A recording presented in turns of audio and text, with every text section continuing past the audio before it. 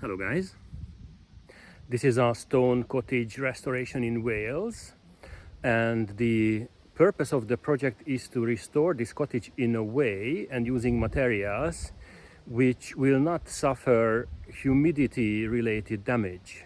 Accordingly, the base coat is the MGN Rinzaffo Roman Base. Any pointing and masonry repair have been carried out with this material to make sure rising, damp and sideways penetration doesn't reach the lime top coat. External walls have been finished up with an inch of Cocciopesto plaster. This is a terracotta lime insulating plaster, and it has an interesting property. It can absorb a lot of humidity without you noticing it and without leaving there anything for mold to grow. So the whole cottage has received an envelope of an inch of Cocciopesto, and that is going to stay nice and dry. Internal walls, such as this one, received Cocciopesto dehumidificante, which is a lime terracotta plaster without the thermal component.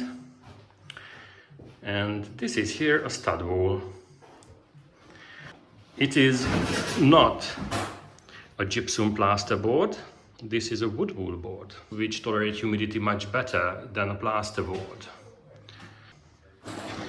And as you can see, it has received the same Cocciopesto dehumidificante plaster for uniform look and to make sure that it does tolerate humidity as well as all the other walls.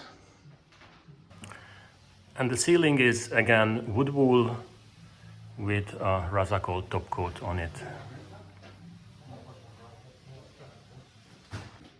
So this is basically how you plaster and restore a stone cottage in a way that it won't suffer any condensation and mold formation when the cottage is locked up and the humidity levels rise.